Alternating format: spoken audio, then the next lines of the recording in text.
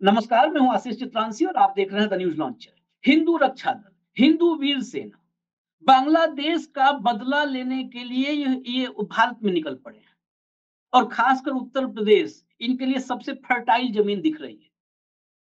लेकिन बड़ा सवाल ये है कि ये मोदी को भी अब अल्टीमेटम दे रहे हैं। मोदी को अल्टीमेटम दे रहे हैं, लेकिन योगी जी की पुलिस ठंडे दिमाग से सोच रही है कि क्या किया जाए। 8 अगस्त को मोदी को अल्टीमेटम दिया एक हिंदू रक्षा दल का कथित रूप से स्वयंभू है, कई सालों से कई केसेज, कई उत्पाती बयान, कई उग्र बयान दे चुका है पिंकी चौधरी। लगातार भड़काऊ नफरती बातें करता रहता है। अब उसने हद लांघ दी, पार कर दी। 8 अगस्त को मैं पूरा टाइमलाइन आपको बता दूं। टाइमलाइन बताऊं उससे पहले मैं कहूंगा कि जो है दीपक कबीर भाई को जरा जोड़ लीजिए कंट्रोल रूम, ताकि उनके भी नॉलेज में पूरी टाइमलाइन सुनते रहें, फिर चर्चा करेंगे। 8 तारीख को इस पिंकी चौधरी ने मोदी को अल्टीमेटम दिया 24 घंटे का।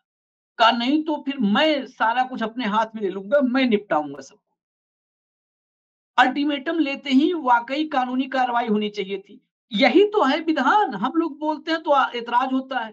कोई नफरती बात कर रहा है कि हम कानून व्यवस्था अपने हाथ में लेंगे, पुलिस बैठी हुई है। वो मोदी को चैलेंज कर रहा है, देश के प्रधानमंत्री को, पुलिस बैठी हुई है। योगी आदित्यनाथ का रामराज है, मुख्यमंत्री है महाराज जी। आखिरकार वो अल्टीमेटम पे पुलिस नहीं ध्यान देती है। वो घुस जाता है गाजियाबाद में, कुछ गरीबों की झुग्गियां उग्गियां तोड़ता फोड़ता है, बांग्लादेशी बता करके। वो वीडियो हम दिखा नहीं सकते क्योंकि उस वीडियो में इतनी गालियां हैं, इतनी गालियां हैं। मतलब उसमें हर 2 सेकंड के बाद जो सबसे बुरी गंदी गालियां हो सकती हैं, वो गालियां हैं जो न दिखाया जा सकता है न सुनाया जा सकता। बाद में जब पुलिस जांच करती है तो पता चलता है कि जिनको जिनको उसने पीटा है, झुग्गियां तोड़ी है, दौड़ा दौड़ा के मारा है, चोट भी लगी है, वो बांग्लादेशी नहीं थे भैया। वो तो योगी जी के लोग थे। योगी जी के लोग का मतलब साफ कर दूं, योगी जी की प्रजा, उत्तर प्रदेश के लोग तो योगी जी के लोग हैं। मुख्यमंत्री अभिभावक है पूरे उत्तर प्रदेश का, हर नागरिक का। उन्हीं को पीट डाला। अब उन गरीबों में कितने मुसलमान थे, कितने हिंदू थे, ये नहीं अब तक साफ कर पाया प्रशासन। शाहजहांपुर के वो रहने वाले थे, गरीब थे। जरूरी नहीं है कि सब मुसलमान रहे। गरीब हिंदू भी उसमें हो सकता है, झुग्गी में एक आध रहा हो। और एक आध मीडिया रिपोर्ट्स में पंजाब केसरी का देख रहा था, उसमें था कि उसमें हिंदू और मुसलमान दोनों गरीब थे। बांग्लादेशी बता के पीट दिया। अब पुलिस ने एफआईआर दर्ज की है, लेकिन अभी तक गिरफ्तारी नहीं हुई है जब तक ये वीडियो में बना रहा हूं। इसके बाद हो जाए तो बात अलग है। अब तक गिरफ्तारी नहीं हुई है। बुलडोजर का तो आता है पता नहीं है, इतने तो बुलडोजर चल जाना चाहिए था। अब मैं दीपक भाई के पास चलूं इससे पहले जरा सा मैं सुना दूं कि ये चीजें जो मैं बोल रहा हूं उसकी ऑथेंटिसिटी आपको बता दूं। पहले तो पिंकी चौधरी का 8 तारीख वाला जरा वो बयान सुनिए, भाषण जो चेतावनी दे रहा है सीधे मोदी को, सीधे मोदी को ललकार रहा है, वो सुनिए। सभी को बता देना चाहता हूं, नरेंद्र मोदी जी को भी कह देना चाहता हूं, या तो 24 घंटे में वहां बांग्लादेश में हमारे हिंदू भाइयों पर जो अत्याचार हो रहा है वो बंद हो, अन्यथा मुझे सभी जगह की जानकारी है, यहां जितने भी बांग्लादेशी यहां रह रहे हैं सभी हिंदू रक्षा दल की रडार पर हैं और मैं उन्हें छोड़ूंगा नहीं। मैं उनके लिए आर पार की पूरी ताकत के साथ लड़ाई लड़ूंगा। मैं 24 घंटे का अल्टीमेटम नरेंद्र मोदी जी को कह रहा हूं और दे रहा हूं। या तो आप बांग्लादेश पर इतना दबाव बनाएं कि वह हिंदू पर अत्याचार बंद कर दें, अन्यथा यहां भी हम बांग्लादेशियों के साथ ऐसा ही व्यवहार करेंगे। मैं छोड़ूंगा नहीं। छोड़ेंगे नहीं, ऐसा ही व्यवहार करेंगे। और करना शुरू कर दिया, शुरू भी कर दिया। अब एक और हिंदू वीर सेना, इतनी सेनाएं बन गई हैं, इन सेनाओं को तो वहां भेजना चाहिए था बांग्लादेश। सब कह रहे हैं कि ये सब यूपी में घूम रहे हैं, गाजियाबाद में ये सेनाएं। एक और हिंदू वीर सेना है, उसका भी अभी मैंने देखा, एक आध न्यूज चैनल उत्तर प्रदेश के उनके ट्विटर हैंडल पे था। ये भी जरा सुन लीजिए क्या इनका कहना है। इनके बात में तो इतनी जहर है कि कई जगह म्यूट करना पड़ा है। सुनाइए। जय श्री राम मेरे सभी साथियों को मैं बता देना चाहता हूं कि संपूर्ण भारत में रहने वाले जितने भी रोहिंग्या बांग्लादेशी यहाँ पर हमारे आप बीच में उपस्थित हैं, मैं उन सबको चेतावनी देना चाहता हूं कि समय रहते अगले 24 से 72 घंटे में हमारे देश भारत को छोड़ दें, अन्यथा राष्ट्रीय हिंदू वीर सेना व एक एक कार्यकर्ता अपना लठ हाथ में ले चुका है। मैं अपने भारत के प्रशासन शासन से प्रार्थना करता हूं कि आप इन लोगों से गुजारिश करें, प्रार्थना करें, अगर इन पे कानूनी कार्रवाई करनी पड़े तो कानूनी कार्रवाई करें और हमारे देश से इनको भगाया जाए। अन्यथा राष्ट्रीय हिंदू वीर सेना प्रत्येक इस काटकर इनके प्रत्येक उखाड़कर इनके बांग्लादेश में काट देगा। जय श्री राम। सुनिए, बहुत जगह म्यूट करना पड़ा है। इतने सेना, इतने बहादुर लठ तैयार, इनको भेजो भैया। शासन प्रशासन से ये अनुरोध कर रहे हैं, हम भी कर रहे हैं कि इनको भेजो बांग्लादेश, जाए सब बिना मतलब के यहाँ रखे हुए हो। अब मैं ऑफिशियल स्टेटमेंट, नहीं तो कल को हमको भी, कबीर भाई को भी झूठा सब लोग कर दोगे। ऑफिशियल स्टेटमेंट जो पुलिस का है कि ये बांग्लादेशी नहीं थे, जिनको पंकज चौधरी ने अल्टीमेटम के बाद निपटाई दिया, एकदम तोड़ फोड़ कर डाली, लाठी उठा ली, लठ जो तैयार था। वो सुनिए पुलिस क्या बता रही है, वो कहाँ के थे सुनिए, बांग्लादेश के थे कि लंदन के थे, सुनाइए। दिनांक 9 अगस्त को देर शाम 7:30-8 बजे के करीब थाना क्षेत्र मधुबन बापूधाम के अंतर्गत गुलधर रेलवे स्टेशन के पास फ्रीहोल्ड जमीन पे कुछ झुग्गियों में लोग निवास कर रहे थे। वहां पे हिंदू रक्षा दल के अध्यक्ष पिंकी चौधरी अपने 15-20 समर्थकों के साथ पहुंचकर उनके ऊपर बांग्लादेशी होने का आरोप लगाते हुए उनके साथ मारपीट करने लगे तथा उनकी झुग्गियों में तोड़फोड़ करने लगे। इस प्रकरण में कुछ लोगों को चोटें भी आई है तथा झुग्गियां भी क्षतिग्रस्त हो गई है।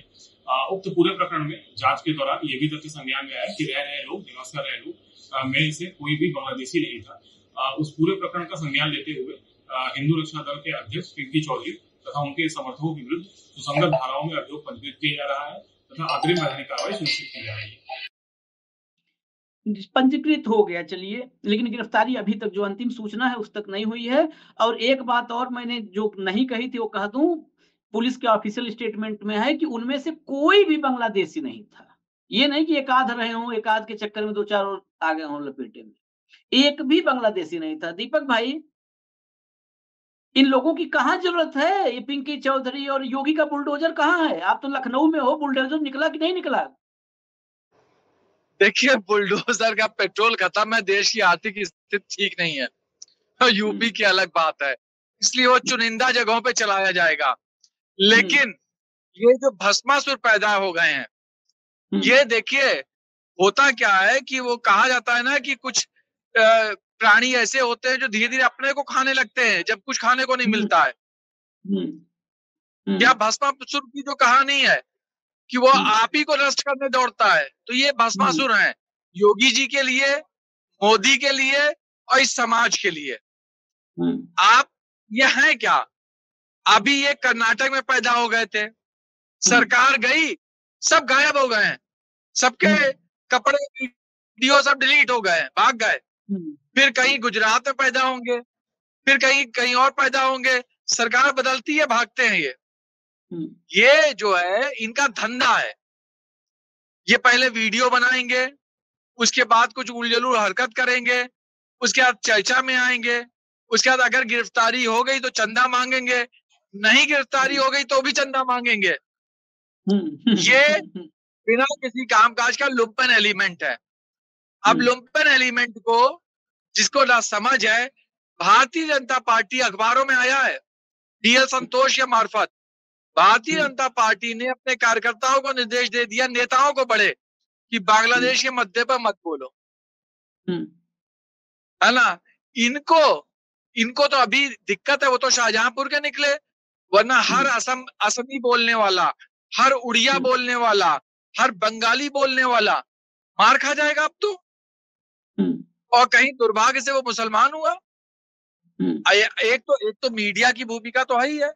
अभी तक आप समझिए, भारतीय जनता पार्टी शांत समय में मुसलमानों की 18% आबादी होने के बावजूद एक मंत्री नहीं रखती है, चुनाव नहीं लड़वाती है लोगों को, और वहां पर बांग्लादेश के अंदर अंतरिम सरकार तक में 2-2 हिंदू रख लिए गए हैं, पहली बात।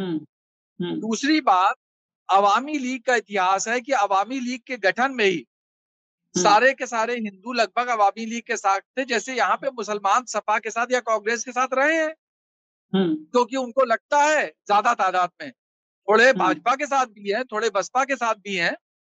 तो ऐसे में जो अवामी लीग के नेताओं पे हमले जो भी हुए, गलत हुए सही हुए, मारे गए लोग, उसमें ज्यादातर मुसलमान मारे गए नेता, भागे, उनको पकड़ के दिया गया। किसी भी देश में जब ये होता है हमारे देश में तो नॉर्मल कंडीशन में लिंचिंग हो रही है, हमारे देश में नॉर्मल कंडीशन में उनके घर तोड़े जा रहे हैं, हमारे देश में जब चाहे उनको अरेस्ट करके जेल भेजा जा रहा है।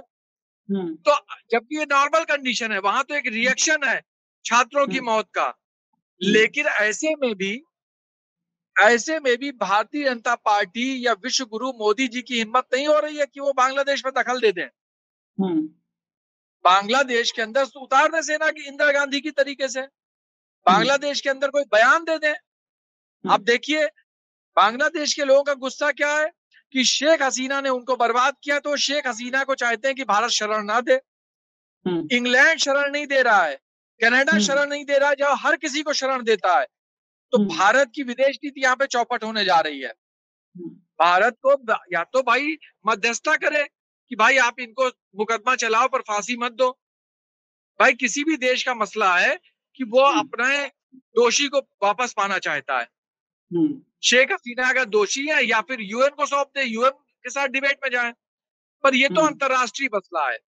भारत की इन सब की रखवाली करने वाली, जिसके दम पे ये फूलते हैं लुम्पन एलिमेंट, उस भारतीय जनता पार्टी के विश्व गुरु मोदी जी की हिम्मत नहीं हो रही है कि वो बयान दे साफ साफ कि क्या स्टैंड लेना है। पहली बार वो सर्वदलीय बैठक बुला रहे हैं, किसानों के मुद्दे पे नहीं बुलाई, बड़े बड़े मुद्दों पे नहीं बुलाई, अब सर्वदलीय बैठक की उनको याद आई। आप सोचिए। लेकिन ये जो कुकुरमुत्ते हैं, आप समझ रहे हैं इनका कितने गरीब है। गरीब को जो चाहे पीस देता है, जोगी जी बस्तियां उजड़वा देते हैं, ये उनको लठियां मार देते हैं। मतलब ये है कौन भाई। बांग्लादेश में अगर मान लीजिए तो यहाँ पे औरतों का शुरू कर देंगे, ये क्या तरीका हो गया। आप सोचिए भारत के अंदर कानून है कि नहीं, भारत के अंदर कानून है कि नहीं, कुछ चलेगा कि नहीं। मतलब वीडियो पे आप धमकी दोगे और उसके बाद करने का मौका भी दिया जाएगा। और ये पहली बार नहीं है इस तरह के एलिमेंट, ये लगातार सक्रिय रहते हैं, क्योंकि इनको लगता है कि सरकार हमारी शह की है। अगर सरकार, अच्छा यही चीज ये जहां ममता बनर्जी के सरकार में करके दिखाएं, ये जाके तमिलनाडु में करके दिखाएं, केरल में जाके करके दिखाएं, कर्नाटक में बहुत करते थे, अब गायब हो गए हैं। तो भाई ये योगी जी की प्रतिष्ठा का सवाल है, उनके बुलडोजर की इज्जत का सवाल है कि उनके शाहजहांपुर, आपको मालूम है शाहजहांपुर, आशीष भाई, ये वर्ष काकोरी कांड का शताब्दी वर्ष है। काकोरी के ऐसे ही नौजवान थे, 23 साल 24 साल के राम प्रसाद बिस्मिल, अशफाक उल्लाह खां जैसे लोग, जिनके साथ चंद्रशेखर आजाद थे, बाद में ठाकुर रोशन सिंह और ये सब लोग थे, वो आजादी के लिए लड़ रहे थे। उसी शाहजहांपुर के, जहां शाहजहांपुर के लोगों ने पूरे उत्तर भारत में इंकलाब मचा दिया था, इन लोगों ने, ये सब शाहजहांपुर के लोग थे। और उसी शाहजहांपुर के अशफाक उल्लाह खां के वारिसों को कोई पिंकी चौधरी, कोई टिंची चौधरी जाके लाठियों से मारेगा। और योगी जी अभी काकोरी कांड की बधाई देंगे। भाई अशफाक उल्लाह खां के वारिस नहीं है ये, अगर मुसलमान हुए, और हिंदू हुए तो राम प्रसाद बिस्मिल के वारिस नहीं है। और उन दोनों की दोस्ती मिसाल है, उन दोनों की दोस्ती तो पूरे आजादी के आंदोलन की होंगे। अगर ये बंगाली बंगला भाषी होते तो क्या हाल होता। तो ये सुभाष चंद्र बोस के, रास बिहारी बोस के वंशज नहीं होते, ये सूर्य सेन के लोग नहीं होते। 15 अगस्त आने वाला है, इसी दिन के लिए आजादी हुई थी कि अपने गरीब नागरिकों को लाठियां दें और उनको धमकियां दिलवाई जाएं।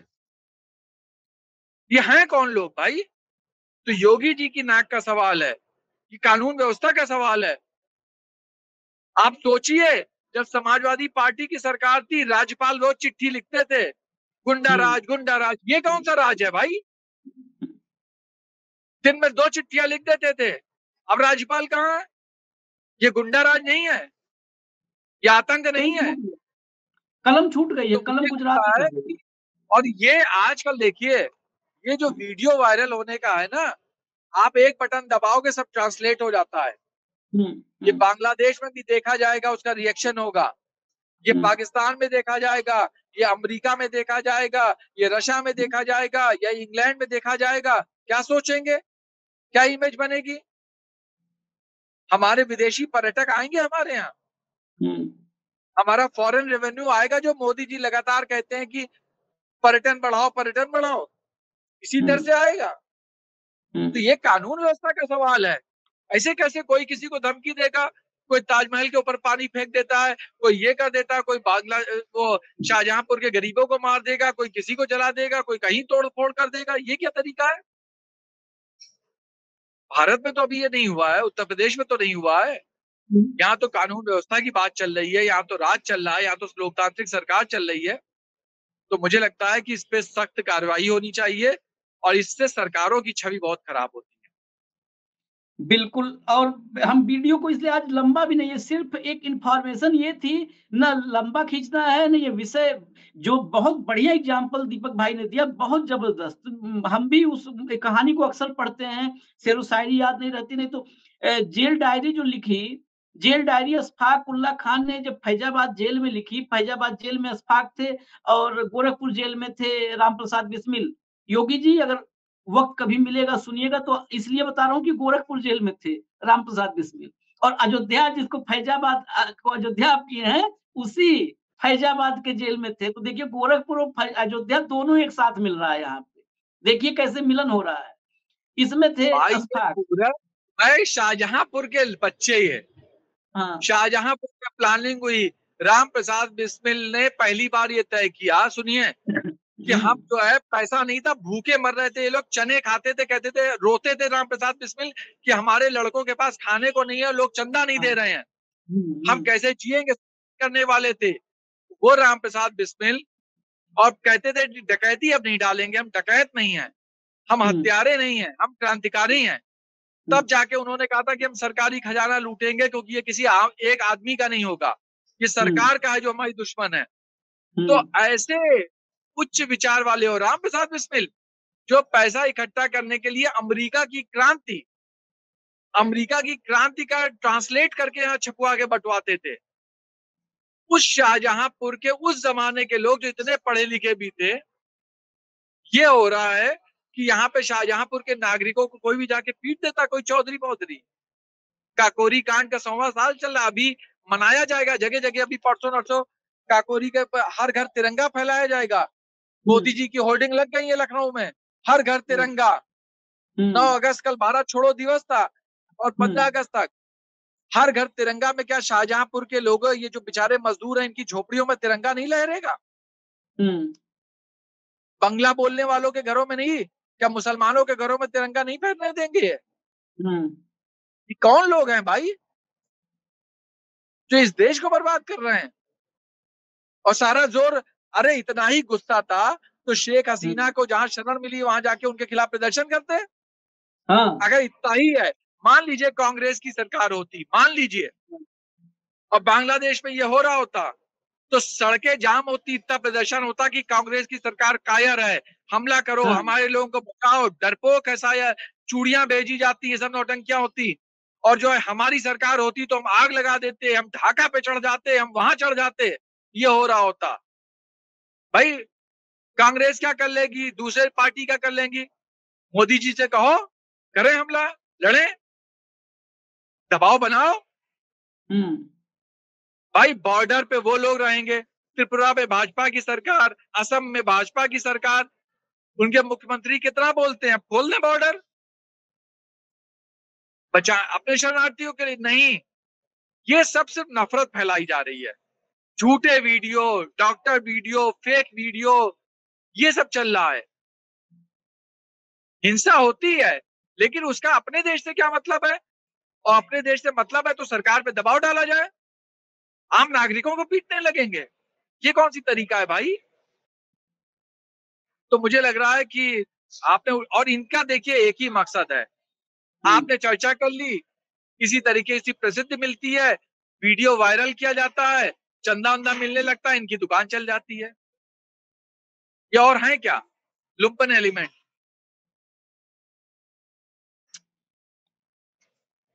पुलिस ने मुकदमा दर्ज किया, बहुत अच्छी बात है, सजाएं हो, कार्रवाई हो, तब तो कुछ समझ में आए। नहीं, ये जो है मुकदमा दर्ज करने की फॉर्मेलिटी, ये मुकदमा दर्ज करने की फॉर्मेलिटी से काम नहीं चलेगा। ये जब तक बुलडोजर एक्शन देखना चाहते हैं लोग कि देखना, यूपी के लोग बड़े प्रभावित हुए थे इसी बुलडोजर से।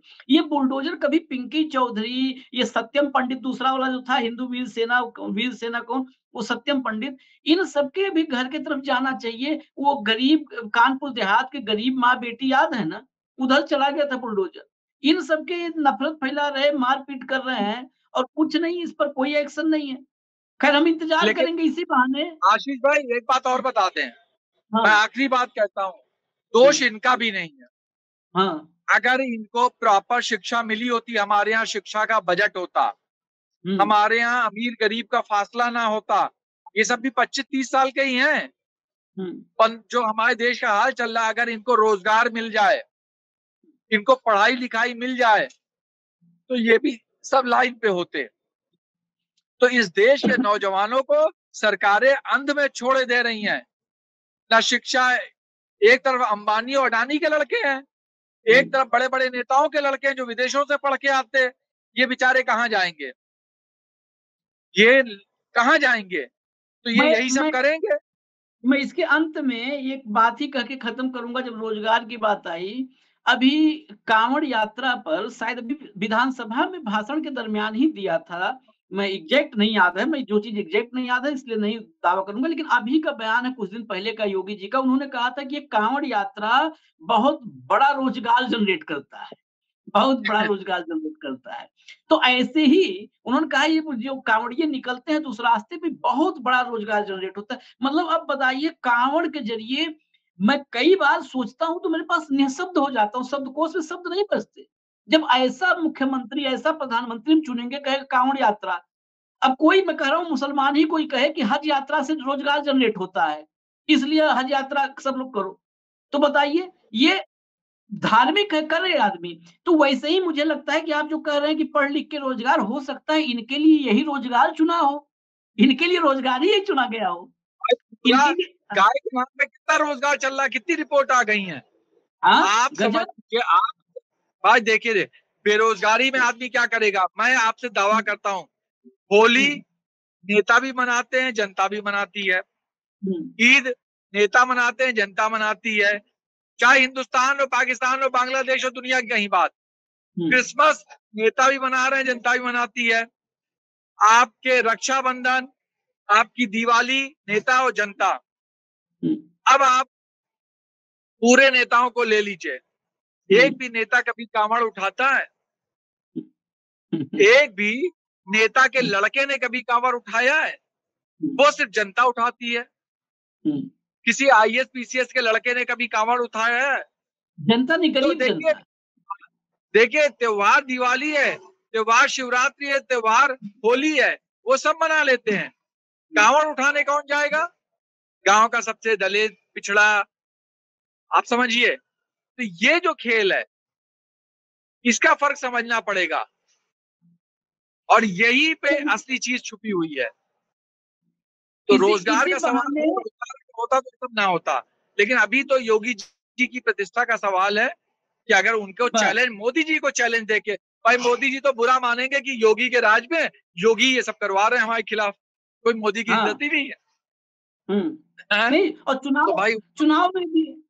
चुनाव में भी राजपूतों ने खूब जम के पंचायत की, आज तक उसका फैसला नहीं हुआ है। अब पिंकी चौधरी जैसे लोग अल्टीमेटम मोदी को दे रहे हैं, उनका भी कुछ नहीं होगा। ये बुलडोजर की परीक्षा है, लेकिन अपील है, जनता से अपील है, आखिर में जनता से अपील है, धैर्य रखें, सब्र रखें। अपना समाज, अपना घर, अपना मोहल्ला, अपना जिला, अपना राज्य, अपना देश, इसको दुरुस्त, इस जो है ना गुलशन को, इसको दुरुस्त करके रखो, इसमें अमन चैन रहे, यहाँ भाईचारा हो।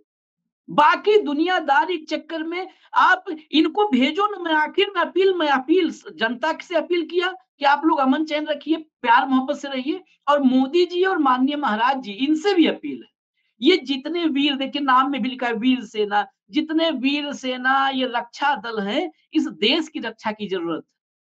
किसी को चीन वाली सरहद पे भेजो, किसी पाकिस्तान वाली सरहद पे भेजो। हाँ, आशीष भाई, बस अपील है कि परसों से सबसे अच्छी खबर है जो नीरज चोपड़ा और नदीम वाली है। ऐसे अद्भुत बन के है। रहो, कितना दिल में राहत है। कौन जीतता है कौन हारता है कोई फर्क ही नहीं है। दोनों की माए कह रही दोनों हमारे बेटे हैं, ये भी तो एक हो सकता है चरित्र, ये भी तो एक भावना हो सकती है। दोनों, नदीम को जरा सी शिकन नहीं हुई भारत के झंडे के साथ खड़े होने में पिछली बार, ये होता है। तो ऐसे नहीं, क्यों नहीं बनाते हो, लेकिन इनको नहीं प्रमोट करोगे। ये भी तो भारत और पाकिस्तान के रिश्ते हो सकते हैं, ये भी तो ये खिलाड़ी तो हो सकते हैं, ये भी तो नौजवान हो सकते हैं। जब नफरत नफरत के तवे पर सियासत की रोटियां सेकी जाती हैं तो कौन दिखाएगा हुजूर इनको। बहुत अच्छी चर्चा आपने आखिर में छेड़ दी। मैंने जब नीरज की माँ का बयान सुना, वाकई 56 इंच तो नहीं हो सकती है, लेकिन 2-4 इंच तो फूल ही गई। उतनी तो हो नहीं सकती हमारी, लेकिन फूल गई 2-4 इंच। और जब अरशद की माँ का बयान सुना, उसको तो किसी ने नहीं दिखाया हिंदुस्तान में, मुझे लगता है किसी मीडिया ने, जबकि मैं कहता हूं सबको दिखाना चाहिए, और जो दर्शक है गूगल पे सर्च करके यूट्यूब पे सुन लेंगे। अरशद की माँ का जब बयान मैंने सुना, तो मुझे लगा जैसे ये लगता है ना पहले कि नहीं हमारा हिंदुस्तान, हमारा भारत, हमारी मिट्टी, हमारी माँ ही महान है। तब लगा नहीं, ये पूरा तो पूरी मिट्टी तो एक ही है। अगर यहाँ की माँ महान है तो वहां की भी माँ महान है। अरशद की मैं माँ का जो है मैंने बयान सुना दीपक भाई, उसने बिल्कुल साफ कहा, उस माँ ने कहा वो नीरज भी मेरा बेटा है और ये दोनों तो दोस्त हैं। वो सुन करके मुझे जब नीरज की माँ का सुना और वो दोनों जब सुना, तो इतनी ठंडक मिली इस नफरत के दौर में, इतनी कलेजे को ठंडक मिली, इतना सुकून मिला।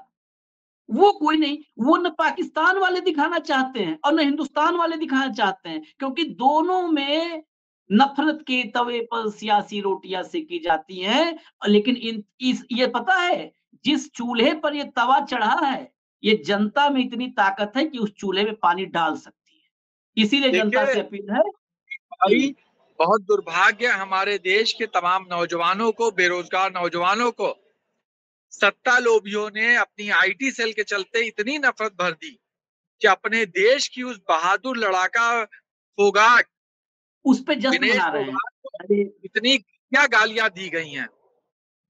कैसा लगा होगा जिसने विश्व विजेता को भड़ाभड़ पटका। अरे वो हारी जीती अलग बात है, तुम अपने देश की लड़की को अगर ऐसी गालियां दे सकते हो तो फिर तुम्हारे दिमाग को किसने बदल दिया। तुम ऐसे थे नहीं। ये जो झूठ फैलता है, जो हमारे व्हाट्सएप पे आता है, आज ही मेरे व्हाट्सएप पे आया था एक वीडियो, हमने देखा, क्लिक किया, हमने भेजने वाले से कहा क्या ये वीडियो डाउनलोड हो रहा है, बोला नहीं। हमने कहा जहां जहां भेजा गया पता करो डाउनलोड हो रहा है, नहीं, सिर्फ कहीं कोई वीडियो डाउनलोड नहीं हो रहा है, वो केवल एक खबर बना दी गई और लोग मान लेते हैं।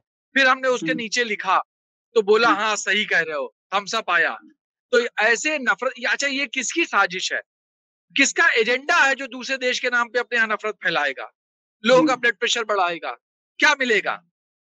सिर्फ यही तो है ना कि डिवाइड होगा, दलित और ब्राह्मण डिवाइड हो, दलित और सवर्ण डिवाइड हो, पिछड़ा और सवर्ण डिवाइड हो, दलित और दलित डिवाइड हो, नॉर्थ इंडिया और साउथ इंडिया डिवाइड हो, स्त्री और पुरुष डिवाइड हो, हिंदू और मुसलमान डिवाइड हो। ये डिवाइड की पॉलिटिक्स क्या है भाई। आप साथ रखो, सबको हक दो, सबको बराबरी की ओर लेने की बात करो, समाजवाद की बात करो। तो मुझे लगता है कि ये नफरत इन नौजवानों को बर्बाद कर रही है। सत्ता ने अपने फायदे के लिए नफरतें फैलाई हैं, आईटी सेल इसका मुखिया बनता है। फिलहाल नीरज चोपड़ा और नदीम जैसे एग्जाम्पल हैं, फोगाट जैसी बहादुर लड़कियां हैं, शाहजहांपुर है, अशफाक उल्लाह खां, राम प्रसाद बिस्मिल और भगत सिंह और चंद्रशेखर आजाद की विरासत है हिंदुस्तान में। तो ये जंग इतनी आसानी से कोई नहीं जीत पाएगा, जीतेगी मोहब्बत। बिल्कुल जीतेगी मोहब्बत। इसी लाइन के साथ जो बोला जो है दीपक भाई ने, नाम में भी वो है दीपक, आगे कबीर लिखते हैं, तो मैं कबीर से बड़ा साधु मानता ही नहीं हिंदुस्तान में, और उतना निर्भीक भी किसी को नहीं मानता, उतना निर्भीक भी नहीं मानता। संत, साधु बोलकर शायद गलती किया, कई बार शब्दों को पकड़ के लोग संत, वैसा संत, निर्भीक, निर्विकार, निडर। तो इनके इसी बात से कि जीतेगी आखिर में मोहब्बत थी। अब आप लोग कोशिश जो नफरती हैं वो करते रहे, जीतेगी आखिर में मोहब्बत थी।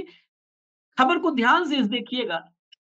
इसके बाद धन्यवाद और इजाजत भी मैं नहीं मांगूंगा, क्योंकि ऐसी खबरों के बाद धन्यवाद करना मुझे व्यवहारिक रूप से, नैतिक रूप से अच्छा नहीं लगता है। बस इजाजत दीजिए और मोहब्बत, बस मोहब्बत फैलाइए। अब मोहब्बत पर भी कॉपीराइट किसी का नहीं है। मोहब्बत बोलते ही हमें लोग कहने लगेंगे कि राहुल गांधी वाला मोहब्बत ये बोल रहा है। मोहब्बत पूरी दुनिया का एक के लिए एक ही मोहब्बत है, कोई राहुल वाला और मोदी वाला मोहब्बत नहीं है। उसी मोहब्बत को अगर मोदी भी समझ जाएंगे तो अच्छी बात है।